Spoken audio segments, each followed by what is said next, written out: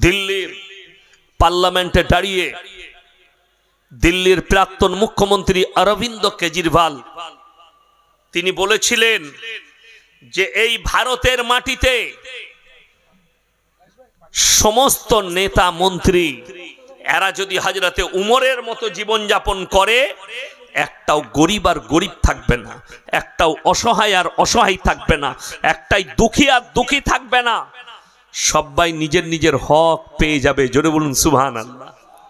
এটা একজন আমাদের দেশের নেতা দিল্লির প্রাক্তন মুখ্যমন্ত্রী অরবিন্দ কেজরিওয়াল বলেছিলেন। আমার বন্ধুগণ, হযরতে উমর কেমন নেতা ছিলেন, তিনি কেমন রাজা ছিলেন, তিনার নেতৃত্ব শুনলে আপনার দিল ভরে যাবে যে নেতৃত্ব তো এইরকমই হওয়া দরকার। হযরতে উমরে ফারুক রাদিয়াল্লাহু তাআলা আনহু যেদিনে আমিরুল মুমিনিন হলেন, আরবের গভর্নর, সেদিনে তার পরের দিন সকালবেলায় ফজরের নামাজ পড়ে তিনি তিনার ব্যবসার মালগুলো নিয়ে বেরিয়ে যাচ্ছেন।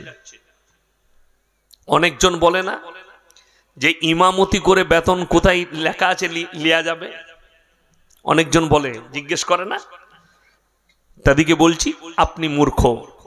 ওই জন্য কোরআন হাদিসের একটু জ্ঞান অর্জন করুন। হযরতে উমর ফারুক বললেন, আমি যদি ব্যবসায় না যাই আমার সংসার কি করে চলবে? সাহাবীরা বললেন, আমাদেরকে দিন শিক্ষা কে দেবে? উনি বললেন, আমার সংসার কি করে চলবে? তখন সাহাবীরা মাশওয়ারা করলেন, আমরা চাঁদা তুলে বাইতুল মাল থেকে আপনাকে বেতন দেয়া হবে, আপনি ব্যবসা ছেড়ে দেন, আপনি আমাদেরকে খালি দিন শিক্ষা দিবেন আর ইসলামের প্রচার করবেন। বলুন সুবহানাল্লাহ। বেতন তো সেই দিন থেকে স্টার্ট হলো যেদিন থেকে উমরে ফারুক রাদিয়াল্লাহু তাআলা আনহু গভর্নর হলেন। হযরতে উমরকে বেতন শুরু করলেন। আমার বন্ধুগণ, আমার ভাই, হযরতে উমরে ফারুক রাদিয়াল্লাহু তাআলা আনহু দেশ চালাচ্ছেন, রাজত্ব করছেন। বিচার এলো কার? সন্তানের। তার বেটার বিচার এলো, আপনার সন্তান এই ধরনের পাপ করেছে, বলে এক কাজ করো, একে গাছে বেঁধে দাও। সমস্ত সাহাবীরা বললেন, হে আমিরুল মুমিনিন, এটা আপনার সন্তান। তিনি ধমক দিলেন, শোনো, আজকে যদি আমার বেটা গভর্নরের বেটা হিসাবে একে ছেড়ে দাও, এর থেকেও বড় পাপে লিপ্ত হবে, এর থেকেও বড় অন্যায় করবে। গায়ের জোর দেখিয়ে নেতার বেটা হিসাবে, তাই ইসলামী শরিয়ায় যে আইন আছে, যে শাস্তি আছে, আমার সন্তানকে দাও। তাকে কোড়া মারা হয়েছিল, হযরতে উমর মারা করিয়েছিলেন। জোরে বলুন সুবহানাল্লাহ। তিনি গভর্নর, তার বেটাকে কোড়া মারা হলো, অন্যায় করেছে। গোটা পৃথিবীতে রমরমা পড়ে গেল। কিসের রমরমা? কিসের রমরমা? যে পৃথিবীতে আরব দুনিয়ায় এমন একজন গভর্নর হযরতে উমর, তার মতো রাজা, তার মতো গভর্নর পৃথিবীতে কেউ নেই। মিশরের বাদশা চলে এলেন সফর করে, এত নাম, আমি মিশরের বাদশা, আমাদের এত নাম নেই কেন? আরবের বাদশা উমরের এত নাম। তার দরবারে এলেন, হযরতে উমরের দরবারে ঢুকে উমরকে বললেন, হে উমর, তুমি নিশ্চয়ই আমাকে চিনো। বলে, তোমার নাম শুনেছি, তুমি মিশরের বাদশা, বলো কি ব্যাপার? বললে, তোমার এত নাম, তুমি কিভাবে রাজত্ব চালাও আমি দেখতে এসেছি। বলে, এটা যদি জানতে চাও, জোহরের পরে আমার বাড়িতে একবেলা তোমাকে দাওয়াত নিতে হবে খাবারের। বলে, আমি রেডি আছি, কখন খাওয়াবেন? বলে, ঠিক আছে, চলো। জোহরের নামাজ পড়ে বেটা আব্দুল্লাহকে বললে, আব্দুল্লাহ দস্তরখান লাগাও।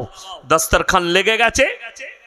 এরপর সেখানে এসছে জবের রুটি, হাতে করে তাবড়িয়ে মহিলারা রুটি বানাতেন তখন,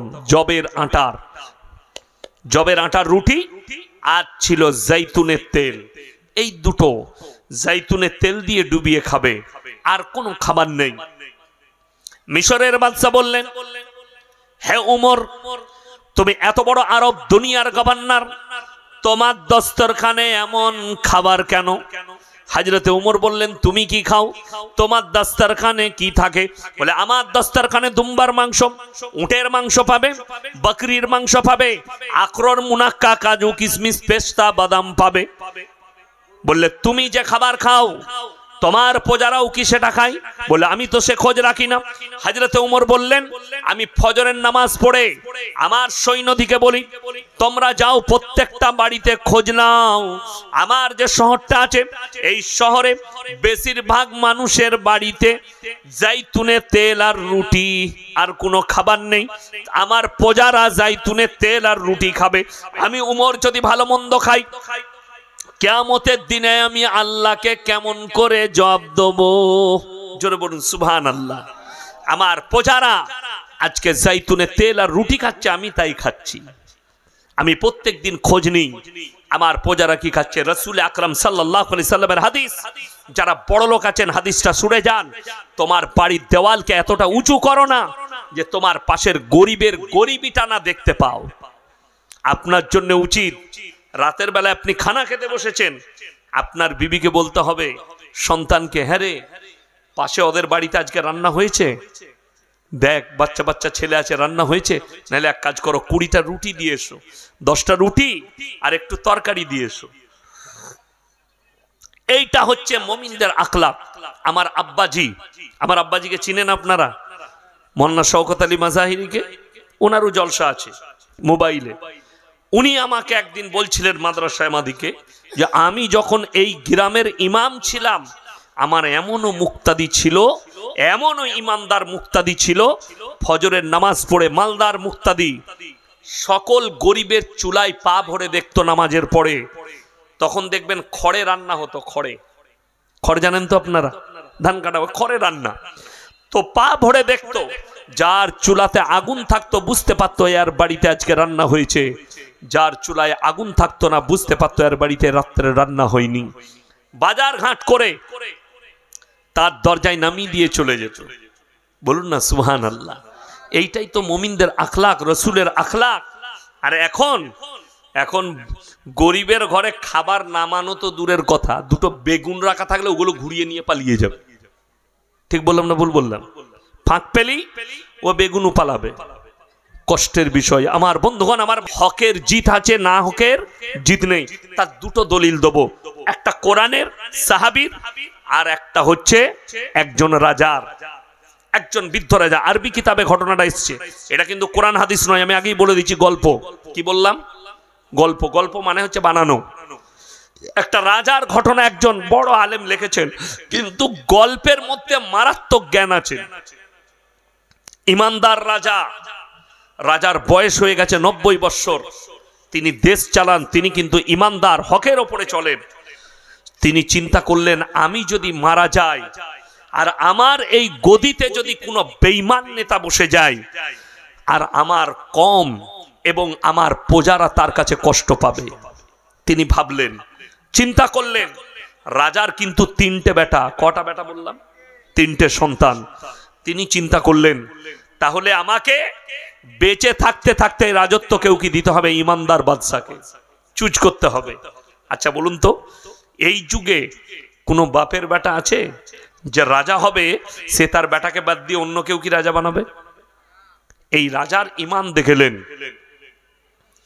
তিনি এলান করলেন, গোটা শহরে দেশেতে এলান করে দিলেন, হে আমার প্রজারা এলান করো, আমি বাদশাহ এলান করছি, তোমাদের মধ্যে থেকে আমি একজন ইমানদার বাদশাহ নিযুক্ত করব। যতগুলো আমার দেশের 25 থেকে 30 বছরের যুবক আছো, সবাই অমুক তারিখে আমার রাজ দরবারে হাজিরি দাও। সমস্ত 25 থেকে 30 বছরের যুবক রাজার দরবারে হাজির। এরপরে রাজা বললে, শোনো, তোমাদের কাছে একটা পরীক্ষা নেব। পরীক্ষাটা হবে 1 বছর যাবত। কতদিন? 1 বছর, মানে 12টা মাস। সেই পরীক্ষার পরে আমার কাছে যে পাস করবে তাকেই আমি রাজত্ব দান করব। বলে ঠিক আছে। কি পরীক্ষা? তিনি 1 বস্তা বীজ বার করলেন, ফলের বীজ। বলে ঢেলে দাও, এই প্রত্যেকটা ছেলে একটা করে ফলের বীজ নিয়ে যাও, যার গাছটা 1 বছর পরে সব থেকে সুন্দর হবে আমি তাকেই রাজত্ব দান করব। সমস্ত যুবক একটা করে নিয়ে গেল। লাস্টে একজন ইমানদার ছেলে, কৃতদাস, লোকের বাড়িতে কাজ করে, তার মা, বুড়ি মা আছে বাড়িতে, তার নাম মাহমুদ। সে লাস্টের বীজটা কুড়িয়ে নিয়ে গেল, একটাই বীজ। মাকে গিয়ে বললে, মা, রাজা এলান করেছে 1 বছর পরে যার গাছটা সুন্দর হবে তাকে আল্লাহ রাজা তাকে রাজত্ব দান করবেন, কুরসিটা দিবেন। আমি চাই এই রাজত্ব যেন আমি পাই। কিভাবে গাছ লাগাবো? মা বলে দিল, বাপ, একটা পাত্র নাও, সেই পাত্রে মাটি দাও, বীজটা রোপণ করো। পানি দিতে লাগলো। বীজ রোপণ করার পরে 3 মাস হয়ে গেল। সমস্ত রাজ্যের যুবকদের, এমনকি রাজার 3টে সন্তান, তাদেরও গাছ বেরিয়ে গেছে। সমস্ত ছেলের টবেতে গাছ বেরিয়েছে, কিন্তু মাহমুদের টবেতে কোনো গাছ বের হয়নি।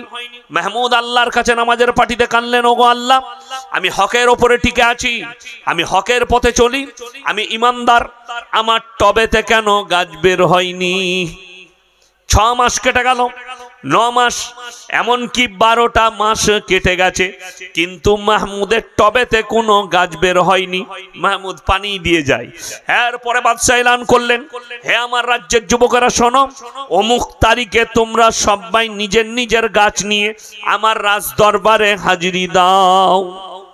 সবাই ওই তারিখে আসবে। মাহমুদ ফজরের নামাজ পড়ে বাড়িতে গিয়ে মন মারা হয়ে বসে আছে। মা বললেন, বাবা কি হয়েছে? মা, আজকে তো বাদশা ডেকেছে, গাছ নিয়ে 1 বছর হয়ে গেছে, আমার টবেতে গাছ নেই, আমি কি নিয়ে যাব? মা বললে, বাবা মাহমুদ, তুমি হকের উপরে টিকে আছো, তুমি এই খালি টবটা নিয়ে চলে যাও। মা, আমাকে পাগল বলবে লোকে। বললে, আমি মা হুকুম দিচ্ছি, তুমি নিয়ে যাও। সে মায়ের হুকুম পালন করলো। খালি পাত্রটা, খালি মাটি আছে, আর কিছু নেই। সেটা নিয়ে একবারই গিয়ে দাঁড়িয়েছে পেছনে। বাদশাহ এলেন, সিংহাসনে বসলেন, সমস্ত গাছগুলো পরিদর্শন করলেন, সবারই গাছ ঠিক আছে, দেখে নিলেন। এরপরে বললেন, হে আমার রাজ্যের যুবকেরা শোনো, তোমাদের মধ্যে আমি পেছনে একজনকে দেখতে পাচ্ছি যার টবে কোনো গাছ নেই। তোমার নাম কি? বললে, হুজুর আমার নাম মাহমুদ। বললে, তুমি তোমার ওই খালি টব নিয়ে আমার কাছে চলে এসো। ভয়ে ভয়ে, রাজা আমাকে মারবে না কেটে দেবে, ভয়ে ভয়ে টবটা নিয়ে এসে নামিয়েছে। এসে বলছে, রাজা, আল্লাহর কসম, আমি একজন ইমানদার ছেলে, আমি বীজ রোপণ করেছি, পানি দিয়েছি, জানি না কেন গাছ বের হয়নি। রাজা মুচকিয়ে হাসলেন আর বললেন, মাহমুদ, তুমি ভয় খাচ্ছ, ভয় খেও না, আল্লাহকে ভয় করো। এরপরে সমস্ত যুবকরা হাসছে, কাকে দেখে? মাহমুদকে দেখে, এটা পাগল, এর কোনো গাছ নেই, চলে এসছে। এরপরে মাহমুদকে বললে, তুমি উঠে এসো, সিংহাসনের কাছে এসো। বাদশা দাঁড়িয়ে গেলেন আর মাহমুদকে বললে, আমার সিংহাসনে বসো। মাহমুদ বসে গেল, ভয়ে ভয়ে বসছে। মাহমুদ ভয় লাগছে, কিন্তু বসলো। সব ছেলেরা হাসছে, সবাই ভাবছে রাজাও ওর সঙ্গে মজাক করছে, আর মাহমুদও ভাবছে যে আল্লাহ, বাদশাও আমার সঙ্গে এইভাবে মজাক করছে। সিংহাসনে বসলেন বাদশার হুকুমে। এরপরে বাদশা এলান করলেন, হে আমার রাজ্যের যুবকেরা শোনো, তোমাদের মধ্যে থেকে আজকে আমি একজন ইমানদার বাদশাকে নিযুক্ত করছি। তার নাম শুনে নাও, তার নাম অন্য কেউ নয়, সেই হচ্ছে একমাত্র মাহমুদ। সমস্ত যুবক বলে উঠল, বাদশা, আপনি বলেছিলেন যার গাছটা সব থেকে সুন্দর হবে তাকে আপনি রাজত্ব দিবেন। অবশ্যই বলেছিলাম, কিন্তু তোমরা হচ্ছ বেঈমান, তোমরা নেমো হারাম। আমি যে বিষটা দিয়েছিলাম সেটা গরম পানিতে সিদ্ধ করে দিয়েছিলাম। কেমন করে তোমাদের টবে গাছ হয়েছে? একমাত্র হকের ওপরে মাহমুদ টিকে আছে, যার কারণে তার টবেতে কোনো গাছ বের হয়নি। তোমরা দোকান থেকে অন্য বীজ কিনে রোপণ করেছো, তাই তোমাদের টবেতে গাছ বেরিয়েছে। জোরে সরে বলুন সুবহানাল্লাহ। খালি হকের ওপরে টিকার কারণে গাছ নেই, রাজত্ব পেল হকের ওপরে। এটা একটা গল্প বললাম। এরপরে চলুন, আমার নবী, বিশ্ব নবীকে আমার আল্লাহ রাব্বুল আলামিন বললেন, হে আমার নবী, তুমি মক্কা নগরীতে এলান করো, ওয়ামা ইউকরিদুল্লাহ কারদান হাসানা। এটা তুমি মক্কায় তোমার সাহাবীদিকে, মুসলমানদের কাছে এলান করো। আজকে যে মসজিদের আদায় অনেকজন দিয়েছেন, দিচ্ছেন, আমি বলে যাচ্ছি, জীবনে 3টে জিনিস যদি দুনিয়াতে কেউ রেখে যায়, আমি এখানে ছাড়লাম, মনে রাখবেন। কোথায় ছাড়লাম? আল্লাহ নবীর এই কোরআনের আয়াতে ছাড়লাম, একটু মায়ে ঢুকছি। জীবনে তিনটে জিনিস যদি দুনিয়াতে রেখে যান, কিয়ামতের সকাল পর্যন্ত নেকি পাবেন। জোরে বলুন সুবহানাল্লাহ। তার মধ্যে নাম্বার 1, নেক সন্তান। কি সন্তান? নেক সন্তান। ছোট থেকে সন্তানকে দিনদার করা। 7 বছর বয়স হলে তাকে নামাজের দাওয়াত দাও, হাতটা ধরে নিয়ে গিয়ে জুম্মার দিনে পেছনে দাঁড় করিয়ে দাও। আমাদের দেশের অনেক ভালো নামাজি আছে, তারা বলে ছোট ছেলেদিকে মসজিদে আনবি না, বলে না। এরা হচ্ছে আস্ত মূর্খ। যদি বলেন দলিল কি আছে, জনাবে মুহাম্মাদুর রাসূলুল্লাহ, সকলে বলুন সাল্লাল্লাহু আলাইহি সাল্লাম, হাদিসে আছে তিনি নামাজ পড়ছেন, হযরতে হোসেন হাসান বাচ্চা ছেলে নবীজির কখনো পিঠে চেপে যাচ্ছে, কখনো কাঁধে বসে পড়ছে। হযরতে ফাতেমাতুজ জাহরা রাদিয়াল্লাহু তাআলা আনহা হাসানকে এক চর মারলেন, নবীজি ধমক দিলেন। কখনো তারা নবীজির পাশে সিজদা দিচ্ছে, কখনো নবীজির পাশে বসে তারা নবীজির মতো তসবিহ পড়ছেন, ওইভাবে বসে যাচ্ছেন। নবীজি বললেন এটাই তো এদের জীবন, খেলাধুলাটা। ওই বাচ্চাটাকে মসজিদে নিয়ে গিয়ে দাঁড় করাবেন, কখনো সিজদা দিবে, কখনো খেলা করবে, কখনো আবার নামাজে বসে যাবে। লকডাউনের সময় বাড়িতে নামাজ হয়েছে না হয়? আমি রমজান মাসে বাড়িতে নামাজ পড়তাম, আমরা বাপ বেটা। তো হজ করতে গিয়ে আমার আব্বাজি ছোট্ট একটা মুসল্লা আমার বিটিকে এনে দিয়েছে। আমরা নামাজে দাঁড়ালি, সে পাশে এসে বিছিয়ে কখনো খেলা করত, কখনো মুখের দিকে তাকাতো, কখনো আমাদের সাথে সিজদা দিত, কখনো নিয়ত বাঁধতো, এইভাবে সে করত। সেটা কি? সেইটাই আমাদের জন্য আসল। যেই বাচ্চাটা এসে নিয়তটাও বানছে, পাশে দাঁড়াচ্ছে, তার উপরে নামাজের তাকিদ হলো, সে নামাজের দিকে অগ্রসর হচ্ছে। ওই জন্যে বাচ্চা দিকে মসজিদ থেকে তাড়াবেন না। হ্যাঁ, পেছনের কাতারে দাঁড় করাবেন, এমন একটা জায়গায় দাঁড় করাবেন যেন ডিস্টার্ব না হয় আপনার। পেছনে তারা ডিস্টার্ব করুক, অসুবিধা নেই। আমার বন্ধুগণ, 7 বছর বয়স হলে তাকে নামাজের তাকিদ দেন। 10 বছর হলে, আজকে আমাদের মা আর বাপ, আমরা এত বড় শুনেলেন, মা বাপরা কত বড় দুশ্মন এই যুগের। কিছু মা বাপ কত বড় দুশ্মন বলে দিই। আমার ছেলের বয়স 12 বছর, ছেলে ফজরের সময় ঘুমুচ্ছে, আহা, ঘুম ভাঙানো যাবে না, ছেলের কষ্ট হবে। 7টা পর্যন্ত ঘুমাক আমার ছেলে। ঠিক বললাম না ভুল বললাম? এর থেকে বড় দুশ্মন পৃথিবীতে ওই বাচ্চার জন্য, ওই সন্তানের জন্য সব থেকে বড় দুশ্মন হচ্ছে তার মা, সব থেকে বড় দুশ্মন হচ্ছে তার বাবা। যে তার 12 বৎসরের মেয়েকে, 12 বৎসরের ছেলেকে ঘুমন্ত অবস্থায় রেখে দেয়, তাদেরকে তাকিদ দেয় না, নামাজের তাকিদ দেয় না। আপনার সন্তানকে উঠিয়ে দেন, 12 বৎসর বয়স হয়ে গেছে, ফজরে উঠান, আজান হয়েছে, বাবা আমি নামাজ পড়ছি, যাও নামাজটা পড়ে এসো। স্বামী গেছে, সন্তান গেছে, নামাজ পড়ে আসবে, আপনি চা রেডি করে দেন, নামাজ পড়ে এসে চা খাবে। একটু বইগুলো পড়ো, তোমার স্কুলের বই পড়ে নাও, কোরআনটা একটু তেলাওয়াত করো। আপনার জানা আছে, যারা আমরা আলেম আছি তারা জানি, মাদ্রাসা তালবিল ইলম দিকে আমরা বেশিরভাগ ফজরের 1 ঘন্টা আগে উঠিয়ে দিই। কেন জানেন? আলেম দিকে জিজ্ঞেস করুন। এই কারণেই যারা বিশেষ করে হিফজের ছাত্র আছে, যারা কোরআন মুখস্থ করে, তাদের ব্রেনে পড়াটা ওই সময় ব্রেনটা একদম ফাঁকা থাকে, যেটাই পড়বে ক্যাচ হয়ে যায়, যেটাই পড়বে ক্যাচ হয়ে যায়। ফজরের আগে আমাদের মাদ্রাসায় যারা হাফিজ ছাত্র আছে, ফজরের আগে সবক শুনে নেওয়া হয় বেশিরভাগ মাদ্রাসায়। কেন? ওই সময় বাচ্চাদের ব্রেনটা ফাঁকা থাকে। আপনার সন্তান ফজরের নামাজ পড়লো, তাকে স্কুলের বইগুলো নিয়ে বসিয়ে দেন, পড়ে নাও, যে পড়াটা আছে তার ব্রেনে ঝরঝর করে ঢুকে যাবে পড়াটা ওই সময়। আমার বন্ধুগণ, দুঃখ লাগে যে আপনি আপনার সন্তানকে কি ভয়ে, যে আমার ছেলের ঘুমের ডিস্টার্ব হবে, আমার ছেলে কষ্ট পাবে। কিন্তু আপনি বলুন তো, আপনার চোখের সামনে যদি আপনার ছেলে জাহান্নামে যায়, আপনি কি করবেন? কত কষ্ট হবে। ওই জন্য কেউ, এই দুনিয়ার কষ্টটা কিছুই নয়, কোরআন আছে, আমাল হায়াতুদ দুনিয়া ইল্লা মাতাউল গুরুর। এই দুনিয়াটা তোমাদের জন্য সম্পূর্ণ ধোঁকা। আপনি ধোঁকায় বসে আছেন, ধোঁকায় পড়ে আছেন, যেদিনে মারা যাবেন খুলে যাবে চোখটা। চলুন সবাই নেক সন্তান তৈরি করবে ইনশাআল্লাহ। কেন? আপনি মরে যাওয়ার পরে আপনার কবর জিয়ারত করবে, আপনার জন্য দান খয়রাত করবে, আপনার জন্য নামাজের পাটিতে দোয়া করবে। কোন নেক সন্তান সে যদি নামাজের পাটিতে আল্লাহকে বলে, আল্লাহ আমার আব্বাজি চলে গেছে, তোমার পেয়ারা হয়ে গেছে, আমার আব্বাজিকে ক্ষমা করে দাও, হাদিসে আছে তার চোখের পানিটা গালে গড়ানোটা গিয়ে আল্লাহ তার দোয়াকে কবুল করবেন। জোরে বলুন সুবহানাল্লাহ। কিন্তু দুঃখ লাগে আমরা বাপ মরে গেলে কি করি? একজনের বাপ মারা গেছে, মসজিদের দরজায় দাঁড়িয়ে আছে ফজরের পরে। কেন? ইমাম সাহেব বেরুবে, হুজুর আমার বাপের কবর জিয়ারত করতে হবে। ও জানে না ইমামকে ভাড়া করে নিয়ে যাচ্ছে, মৌলবি ভাড়া করে নিয়ে যাচ্ছে। তুমি এমন সন্তান দাঁড় করিয়েছো যে তোমার জন্য কবর জিয়ারত করতে পারবে না। নেক সন্তান তৈরি করো যে দান করবে তোমার নামে, যে কবর জিয়ারত করবে। বাপ মরে গেলে বাপের জানাজাটা যেন পড়াবার ক্ষমতা থাকে।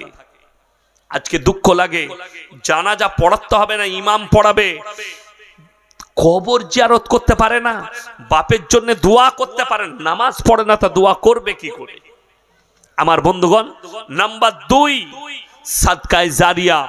এই মসজিদে যতজন দান করেছেন, মসজিদের একটা ইট দিলে, বালি দিলে, সিমেন্ট দিলে কিয়ামতের সকাল পর্যন্ত আপনি কবরে শুয়ে শুয়ে নেকি পাবেন। জোরে বলুন সুবহানাল্লাহ। আপনি সিমেন্ট দিয়েছেন, টাকা দিয়েছেন, পয়সা দিয়েছেন। নবীজি বলেছেন জাকিরা, গচ্ছিত সম্পদ। কিয়ামতের দিনে মানুষ কাঁদবে, আমি যদি আরো কিছু টাকা দান করতাম আমার জন্য মঙ্গল হতো।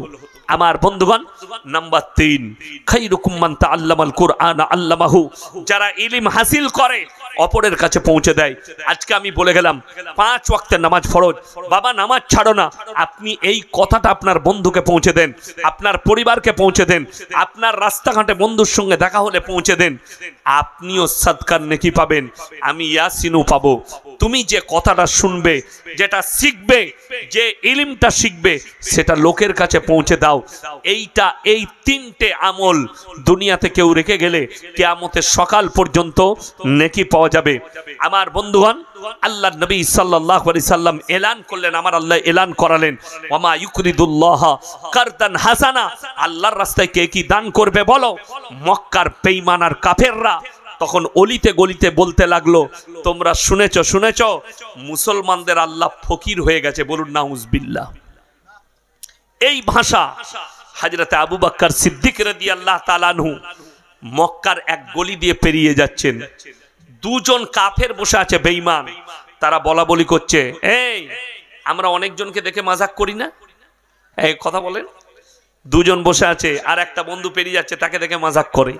তো হযরতে আবু বকর সিদ্দিক রাদিয়াল্লাহু তাআলা আনহুকে দেখে মাজাক করে বলছে, এই তুই শুনেছিস মুসলমানদের আল্লাহ নাকি ফকির হয়ে গেছে? নাউজুবিল্লাহ।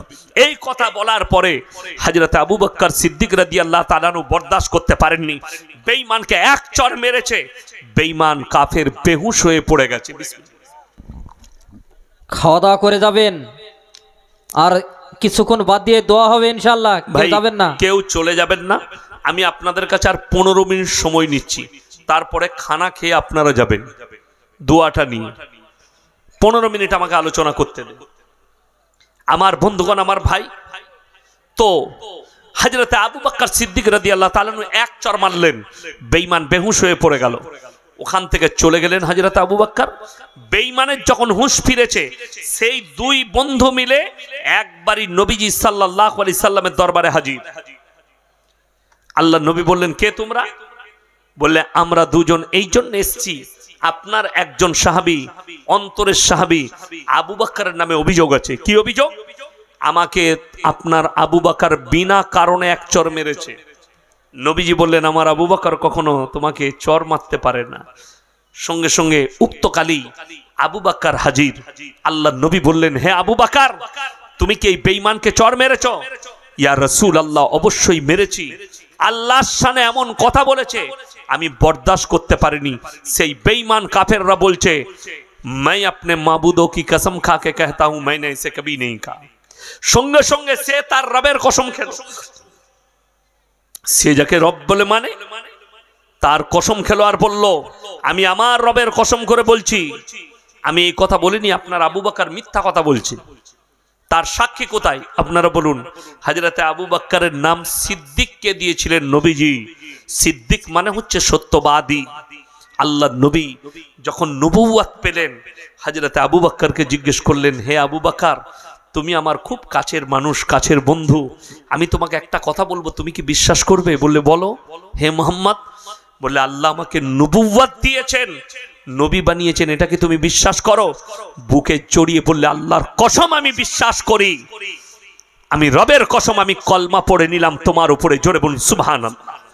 নবীজি বললেন, তুমি আজ থেকে শুধু আবু বকর নও, তুমি হচ্ছ সিদ্দিক।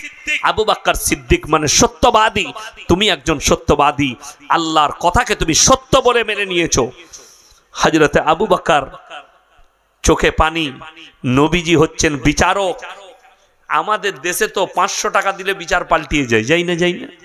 এক কাপ যদি গাঢ় দুধের ভালো চা খাওয়াতে পারেন, বিচার অটোমেটিক পাল্টি যাবে। পকেটে গুঁজে দিলে, ড্রেন যদি এরকম যায়, এরকম করে ঘুরিয়ে দিবে আমাদের দেশে। কিন্তু আল্লাহর কসম, বিচারক হচ্ছেন মুহাম্মদ সাল্লাল্লাহু আলাইহি সাল্লাম, আর বিচার হচ্ছে কলিজার টুকরা হযরত আবু বকর সিদ্দিক রাদিয়াল্লাহু তাআলা আনহু। আল্লাহর নবী বললেন, হে আবু বকর, তুমি যদি সাক্ষী না আনতে পারো, আমি বেঈমানকে বলবো তোমাকে মেরে প্রতিশোধ নেবে। আমি বেঈমানকে বলে দেবো তোমাকে মেরে প্রতিশোধ নিয়ে নিবে, তুমি সাক্ষী নিয়ে এসো। বেঈমান বললে আমার সাক্ষী আছে, আমার বন্ধু হযরত আবু বকরের সাক্ষী কে আছে, ওকে আনতে বলুন। আপনারা বলুন, হযরত আবু বকর হকের উপরে না হকের উপরে? হকের উপরে। আচ্ছা, হকের উপরে থাকলে ইনি একজন সাহাবী। আগেরটা বললাম বাদশার ঘটনা, গল্প, ইনি একজন সাহাবী। আমার আল্লাহ রাব্বুল আলামিন জিবরিল আমিনকে পাঠালেন, ইন্নাল্লাহা ফাকিরু ওয়া নাহনু আগনিয়া সানাকতুবু মা ক্বালু। হে আমার নবী, আবু বকরের সাক্ষী আমি আল্লাহ নিজে দিচ্ছি। বেঈমান কাফের বেঈমান বলেছে আল্লাহ ফকির। জোরে বলুন নারায়ে তাকবীর। একমাত্র সাক্ষী কে দিলেন? আমার আল্লাহ নিজে হযরত আবু বকরের জন্য সাক্ষী দিলেন। আমি আল্লাহ সাক্ষী দিচ্ছি, হে আমার নবী, বেঈমান কাফের বলেছে আল্লাহ ফকির, আমার আবু বকর হকের উপরে আছে। তোমার আবু বকর হক, এ না হক। আল্লাহর কসম, আপনি যখন হকের উপরে থাকবেন, আল্লাহ আপনাকে জিত দেবে। যারা নামাজি মুসল্লি আছেন, ফজরের নামাজ পড়তে যাচ্ছেন, বাড়ি থেকে জোহরের নামাজ পড়তে যাচ্ছেন, রাস্তায় যদি 5টা মুসলমান ছেলে বসে যদি গল্প গুজব করে, আপনার নৈতিক দায়িত্ব, ভাই নামাজ পড়তে চ, নামাজ পড়তে যাবি না?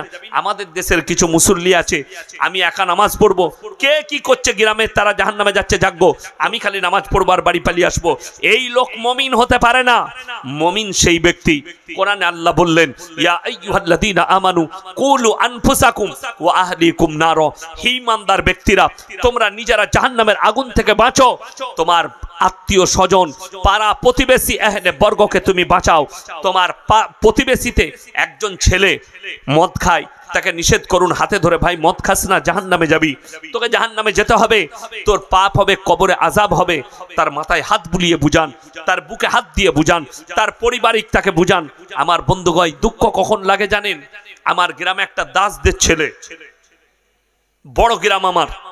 আজকে আমি একটা দেখছিলাম মোবাইলে, একজন হিন্দু মা, তিনি বলছেন যে 500টা মুসলমানের ভেতরে যদি 50টা হিন্দু ভাই থাকে, তারা সুরক্ষিত নয়।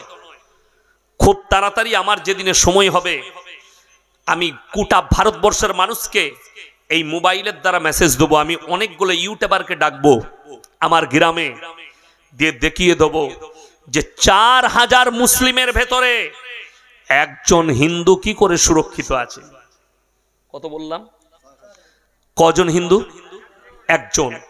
সে যদি একবার বলে দেয় বাই ক্যামেরা, আমি আমার গ্রামের পুরো বাজারটা আপনাদেরকে দেখাবো, প্রত্যেকটা দোকানের সাক্ষাৎকার নেবো। আমি নিয়ত করেছি, কেন? এদেরকে জবাব দেবার জন্য, যারা বলছে 500টা মুসলমানের ভেতরে 50টা হিন্দু সুরক্ষিত নয়। আমার গ্রামে 4500 মুসলিমের ভেতরে 35 ঘর দাস আছে। কত ঘর দাস বললাম? 35। বাগদি আছে 15 ঘর। তারা যদি প্রমাণ দেয় যে আমরা বিশ্বকর্মা পুজো করতে পাই না, আমরা মাইক বাজাতে পাই না, আমরা বিয়েতে মাইক বাজাই না, আমরা সরস্বতী পুজো করতে পাই না, আমি ইয়াসিন যে সংগঠন থেকে আমাকে বলবে, আমি তাদের জুতোর মালা পরবো ইনশাল্লাহ। যদি তারা আমার গ্রামের ওরা প্রমাণ দেয়, বড় কষ্টের সঙ্গে বলছি, আমরা মৌলবি তো আলেম উলামা, আমরা কতটা স্বচ্ছভাবে আর প্রত্যেকটা ধর্মকে আমরা কিভাবে রেসপেক্ট করি, আমার গ্রামে গেলে আপনি বুঝতে পারবেন। লকডাউন হয়েছিল জানেন তো, গরিবদের অনেক কষ্ট গেছে না যায়নি? সরকার তার জন্য ফ্রি চাল দিয়েছে। লকডাউনে আমার একজন বন্ধু মানুষ, তিনি বললেন, বড় লোক, যে ভাই 500টা পরিবারের খাবার আপনার কাছে পাঠাচ্ছি, আপনি গরিব দিকে দেন। আমার কাছে এলো, ট্রাকে করে রাত্রে মাল ঢুকলো। আমি তারপরের দিনে সব থেকে প্রথমে কাদের লিস্ট করেছি জানেন? মুসলমান গরিবদের নয়, ওই 35 ঘরের ভেতরে যারা সব থেকে নিঃস্ব গরিব আছে, সেই দাসদের, সেই বাদ্যীদের আমি বললাম এদের লিস্টটা আগে দাও আমাকে, যেন এতগুলো মুসলিমের ভেতরে এরা যেন অনুভব না করে যে হুজুর যে মাল দিচ্ছে গরিব দিকে আমাদের খেয়াল লাগলো না, তার মানে উনি ধর্ম বেচেছেন। আমাদের কাছে শুনে নেন নবীজির হাদিস, যদি কোনো হিন্দু ভাই শুনে থাকেন আমার বয়ান শুনে যান। নবীজি সাল্লাল্লাহু আলাইহি সাল্লাম বলেছেন, তুমি দেখো না তোমার বাড়ির পাশে কে বসবাস করছে, সে হিন্দু হোক, সে দাস হোক, সে দলিত হোক, আদিবাসী হোক, ক্ষুধার্ত হলে খাবার দাও, বস্ত্রহীন হলে বস্ত্র দাও, বিপদে পড়লে পাশে দাঁড়াও। এটাই হচ্ছে নবীজি সাল্লাল্লাহু আলাইহি সাল্লামের আদর্শ। আপনি যদি রাস্তায় যান, করিমপুর বাজার যাচ্ছেন, রাস্তায় যদি দেখেন কোন হিন্দু ভাই পড়ে গেছে মোটরসাইকেল থেকে, সব থেকে বড় নৈতিক প্রথমেই শরীয়তি কর্তব্য হচ্ছে আপনি আপনার বাইক দাঁড় করিয়ে তাকে তুলে, তাকে পানি লাগলে পানি দেন, তার সেবা করুন, তারপরে আপনি আপনার কাজ মেটাতে যাবেন। আরে যে নবীজি বলেছেন, যে নবীজি সাল্লাল্লাহু আলাইহি সাল্লাম রাস্তায় পাথর পড়ে থাকলে যে শরীয়ত বলেছে পাথরটা সরিয়ে দাও, অন্যজন যেন কষ্ট না পায়, কাঁটা থাকলে কাঁটাটা সরিয়ে দাও, অন্য মানুষ যেন কষ্ট না পায়। তারা কি করে কেউ কি কষ্ট দিতে পারে? তারা কি করে নিজের ভাইকে কষ্ট দিতে পারে? আমার বন্ধুগণ, সবাই বলুন আমরা ইমানদার হব ইনশাআল্লাহ। কি ভাত বললাম? রান্না ভাত। আমার ভাই, লাস্টে আমি বলবো, আপনারা অনেক দিয়েছেন, মসজিদ আল্লাহর ঘর, আজকের এই মজমায় আমি সব থেকে বড় মুসাফির, ঠিক কিনা? সব থেকে 180 কিলোমিটার আসছি, আবার অতটাই যাব, কালকে আবার মুর্শিদাবাদ আসবো। এখন রোজ যেতে হচ্ছে, বুঝতে পাচ্ছেন এসআইআর চলছে, ফর্ম ফিল আপ চলছে, সব কাজে ব্যস্ত, ওই জন্যে বাড়ি ফিরে যেতে হচ্ছে। প্রত্যেক দিন এক সপ্তাহে বাড়ি ফিরছি। আমার বন্ধুগণ, আমার ভাই, অনুরোধ করছি, 3টে ব্যক্তি হাত পাতলে ফিরিও না। এক হচ্ছে কাছের গরিব, 2 হচ্ছে এতিম মিসকিন, 3 হচ্ছে মুসাফির। আমি আপনাদের কাছে কিছুই চাইবো না। কোরআনে 30টা পারা আছে, কটা পারা? 30টা। 30 বস্তা সিমেন্ট 5 জন মিলে হোক, 10 জন মিলে হোক, এই মসজিদের জন্য কে কে আছেন হাত তুলেন। 5 ব্যাগ করে 6 জন হাত তুলে দেন। মাশাআল্লাহ। কি নাম বাবু? মাহমুদ, লিখুন। মহবুল, মহবুল ভাই 5 ব্যাগ। আর একজন, আমি মুসাফির, দোয়া করবো। রব্বান ভাই 5 ব্যাগ। মাশাআল্লাহ, 10 ব্যাগ হলো। আর 5 ব্যাগ কে আছেন? তাড়াতাড়ি বলুন। 6 জন চাই আল্লাহর ওয়াস্তে। আপনি আজকে দিবেন, জাকিরা নবীজি বলে কিয়ামতের দিনে ফেরত পাবেন। আল্লাহর ওয়াস্তে বলুন। 3 নম্বরটা কে আছেন? 5 ব্যাগ করে বলেছি। মকুল ভাই, আল্লাহ আপনার হায়াতে বরকত দেখ। দেখুন 3 নম্বর হয়ে গেল, 15 ব্যাগ। 4 নম্বরটা কে আছেন? আমি 30টা পারা আছে, 30টা ব্যাগ চাই। মকসেদ ভাই 5 বস্তা। মাশাআল্লাহ, 20 হয়ে গেল। 5 নম্বরটা কে আছেন? 5 নম্বর, এই 5 নম্বরটা কে আছেন? তাড়াতাড়ি বলুন। 5 নম্বর আল্লাহর বান্দা, মাত্র 5 ব্যাগ করে চেয়েছি ভাই, কেউ নেই? 5 নম্বরটা, আর 2 জন হলেই হয়ে যাবে ইনশাল্লাহ 5 ব্যাগ করে। আরে কত দাম? 4-5 20, 2000 টাকা। আপনি 6 মাস পরে দিবেন, 3 মাস পরে কাজ চলবে, আস্তে আস্তে দিবেন, 2 ব্যাগ করে দিবেন। আমার ভাই দেখার পরে সঙ্গে সঙ্গে অ্যালাউন্স করেছে পুরো এলাকায় আমাদের জলসায় একটাও দোকান বসানো যাবে না। আমি গেলাম কালকে, বলে হুজুর আপনি প্রতিবাদ করেছেন, ওটা দেখে আমরা ভয়ে আর দোকান বসাইনি। আমি বললাম আল্লাহকে ভয় করো, আমাকে নয়। তাহলে কি বোঝা গেল? আমি হকের ওপরে টিকে আছি বলে হকের জিত হয়েছে। হয়েছে না হয়নি? আমাকে যারাই দাওয়াত দিবে তারাই মনে মনে ভাববে, ইয়াসিন সাহেবকে দাওয়াত দিতে গেলে ভাবতে হবে। তারা মাশওয়ারাও করবে, এদিকে রাখো, তারা মাশওয়ারাও করবে যে ইয়াসিন সাহেবকে দাওয়াত দিলে দোকান বসানো যাবে না। আপনারা ভাববেন না, কমিটির ছেলেদিকে বলছি, এই কটা মানুষ ইয়াসিন সাহেবের জলসা শুনছে, দরকার নেই 50টা মানুষ জলসা শুনবে। আর আমি ইয়াসিন, আল্লাহর কসম খেয়ে বলছি, যদি 5টা লোক জলসা শুনে আমি 5000 লোকের সামনে যে বয়ান করি, 5টা লোক থাকলেও সেই কথাগুলোই আমি আলোচনা করি। কেন? একটা লোক যদি পরিবর্তন হয়, একটা লোক যদি হিদায়াত পাই, তো আমি আল্লাহর কাছে কিয়ামতের দিনে এর সাদকাটা পাবো, এর বদলা পাবো। তাই আমি কোনো জায়গায় এটা ভাবি না যে 10টা লোক আছে আমি আর কথা বলবো না, 5টা লোক আছে আমি গল্প করে কাটিয়ে দেবো। আপনাদের কি মনে হচ্ছে আমি গল্প করছি? না, আমি খুব সেন্সিটিভ আলোচনা করছি। যদি আপনি ব্রেনে ধরতে পারেন, বিবেকে ধরতে পারেন, শুনে রেখে দেন।